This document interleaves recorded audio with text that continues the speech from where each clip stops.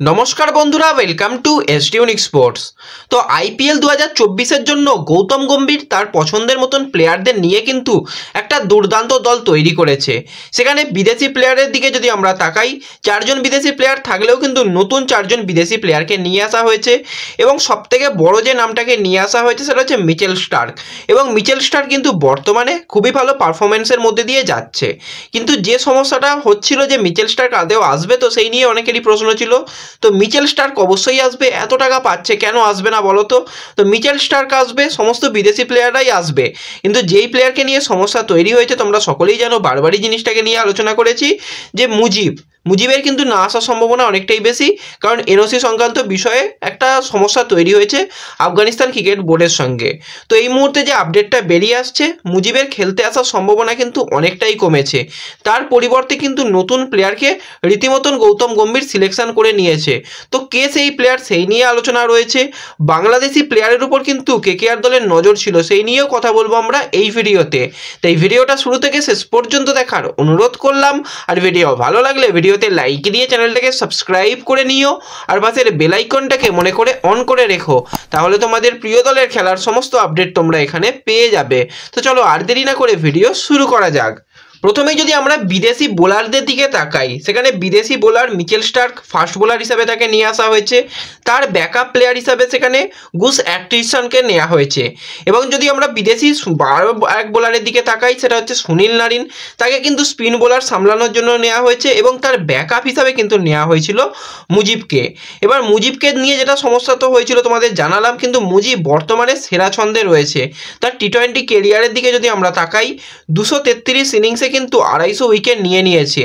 তো 250 উইকেট মানে তো একটা বড় রেকর্ড। এবং কেকেআর যেরকম স্পিন বানাবে শোনা যাচ্ছে তাদের হোম ম্যাচের জন্য, অর্থাৎ ইডেনে, সেক্ষেত্রে মুজিবের ওপর অনেকটাই ভরসা করতে চাইছিল গৌতম গম্ভীর, কিন্তু মুজিবকে পাওয়া যাচ্ছে না। তার পরিবর্তে অনেক প্লেয়ারকে নিয়ে আমরা কথাবার্তা বলেছি, এবং যে প্লেয়ারটা সবথেকে ভালো কেকেআরের অপশান হতে পারতো সেটা হচ্ছে ফিল সল্ট। তো 27 বছর বয়সী এই উইকেট কিপার ব্যাটসম্যান কিন্তু ইংল্যান্ডের দুর্দান্ত ছন্দে রয়েছে এই মুহূর্তে। টি-20 র্যাঙ্কিংয়ের উন্নতি যাকে বলে সেটা কিন্তু দেখিয়ে দিয়েছে ফিল সল্ট। 88 র্যাঙ্কিং থেকে 2 নম্বর র্যাঙ্কিংয়ের মধ্যে চলে এসেছে, যেরকমভাবে ব্যাক টু ব্যাক সেঞ্চুরি করেছে ওয়েস্ট ইন্ডিজ সফরে গিয়ে। সেখানে ঝড়ের গতিতে রান করেছে এবং উইকেট কিপার হিসাবে যথেষ্ট ভালো প্লেয়ার আমরা আগে দেখেছি। তো তার যদি টি-20 ক্যারিয়ারের ব্যাটিংয়ের দিকে আমরা তাকাই, 216টা ইনিংসে কিন্তু সে 5136 রান করেছে। ব্যাটিং স্ট্রাইক রেটটাও কিন্তু যথেষ্ট ভালো করে নিয়েছে, 150 স্ট্রাইক রেট, 153 স্ট্রাইক রেটে সে ব্যাটিং করে। তো ওভারঅল কিন্তু দুর্দান্ত একটা অপশান হতে পারতো ফিল সল্ট।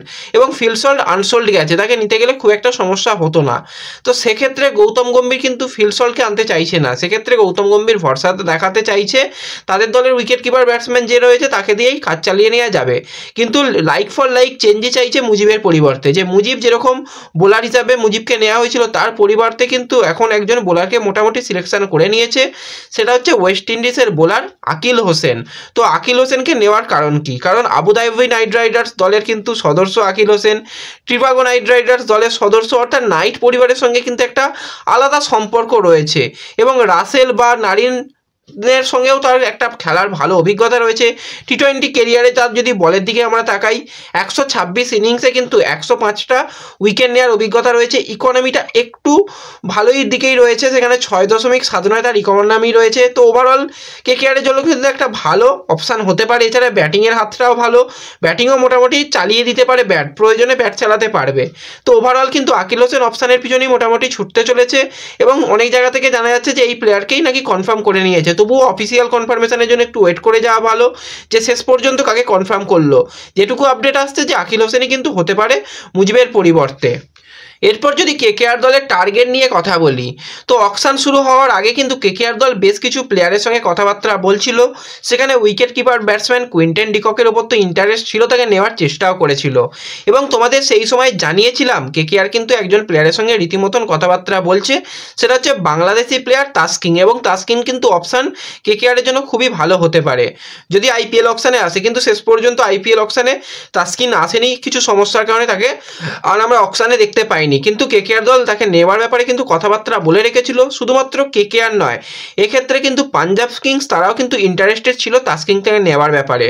তো তাসকিন এলে কিন্তু দুর্দান্ত আর একটা প্লেয়ার আসতো এবং বাংলাদেশি প্লেয়ারের দিকে নজর তো সবসময় কেকেআরে থাকে, সেক্ষেত্রে তাসকিন একটা বেস্ট অপশান হতে পারতো। তাসকিনকে যেহেতু পাওয়া যায়নি বা তাসকিন যেহেতু অকশানে শেষ পর্যন্ত নাম তুলে নিয়েছিল, সেক্ষেত্রেই কিন্তু গাস অ্যাটকিনসনকে নেওয়া হয়েছে এবং গাস অ্যাটকিনসনও প্লেয়ারটা ভালোই প্লেয়ার, খুব একটা খারাপ নয়।